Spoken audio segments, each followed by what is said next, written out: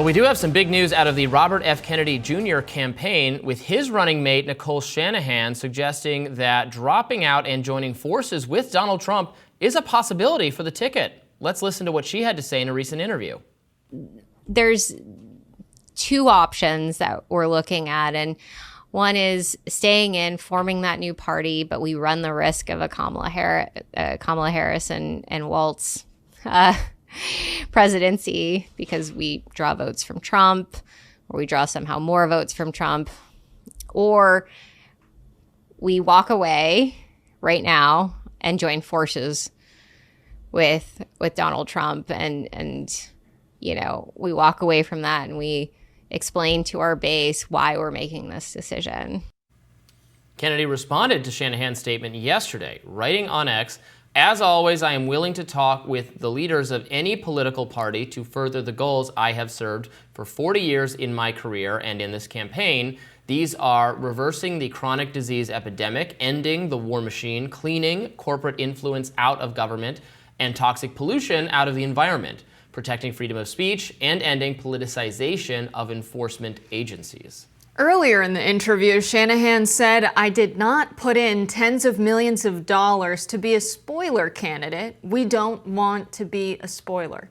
Hours later, Donald Trump told CNN he'd consider a role for RFK in his administration if he were elected as president in November. Quote, "I like him and I respect him. He's a brilliant guy. He's a very smart guy. I've known him for a long time. I didn't know he was thinking about getting out. But if he is, certainly I'd be open to it." Just pretending that leaked phone call never happened. Now, Shanahan has a lot of money. She was married to Sergey Brin, who is a founder of Google. She also has her own startup, but most of her money comes from that divorce in 2023. Yes.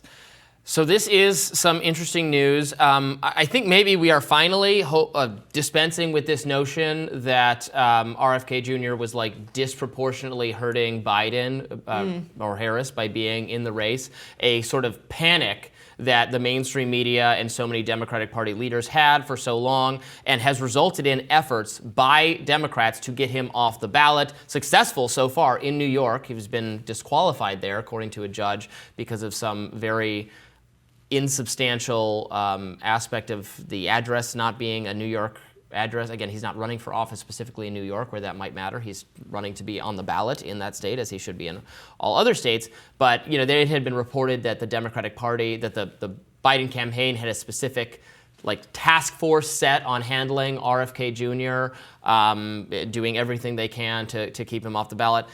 I think the thinking of the RFK Jr. people now is that they disproportionately, they draw some votes from both sides, and they draw votes from independents who wouldn't be voting for anyone, but that more so than taking votes from Biden, they've taken votes from Trump. So it's interesting to hear them grappling with that and saying that it sounds like they would rather, obviously they want to win, but they would rather Trump win than Harris, is what it sounds like. And so from Shanahan. Right, that's what she's saying, that their support might be possible if some concessions were made. And look, I don't blame them, given our system being so stacked against independent and third-party candidates. It's a winner-take-all system where even if you get 5% of the vote, if you get 5% of the vote in Europe, in many European countries, then you get 5% of the representation in the government. You have some influence. Here, unless you get 51%, you're not getting anything. Unless you win the Electoral College, you're not getting anything. So I will never blame third-party and independent candidates for trying to use the support they do have to exert some kind of influence over the likely winners, because that's the only way you can translate your votes into some kind of power, some kind of ability to affect the message you're running on. So I don't blame them for considering this. I certainly think it's better for independent and third-party movements if they stick it out and they stay, in the race, and they should not cash that in on a threadbare promise to have some kind of influence in an administration. But it's interesting to hear them contemplating it. That's my view. Yeah, I think RFK Jr.'s conversations with the Kamala Harris campaign that we reported on recently, and they pretty much shut him down. The Harris campaign was like, no, we're not interested in talking to you. And knowing he already had an offer on the table pretty much from Donald Trump, that it was an option to drop out and endorse, and potentially join the Trump campaign. He was like, Bobby, this is going to be so big for you. It's clear Trump was open to it. And so RFK Jr. pursued Kamala Harris's campaign instead. So that indicates to me that while they're an independent campaign, RFK Jr. might rather serve in a Kamala Harris administration or somehow believe she has a better shot at winning. But Shanahan, I feel like, is just Karening the ticket. She's like, I paid millions of dollars not to spoil Donald Trump. But at the end of the day, RFK Jr. dropping out and endorsing someone isn't really her decision right now. She can't be like, I paid money for this, so I get to decide who we drop out and endorse. We should be clear that the reporting that he had tried to have a conversation with Kamala Harris, I believe RFK Jr. put out a statement denying that was the case. I don't think he said, and he's correct, that a RFK Jr. Democrat is not at all welcome in today's Democratic Party, just isn't, given the trajectory of the party in believing the elite consensus on science and requirements for COVID and mandates and all that kind of thing. He wouldn't be welcome there. He should also not just join the Trump campaign without an ironclad commitment to be able to exert some influence over policies where they would be aligned.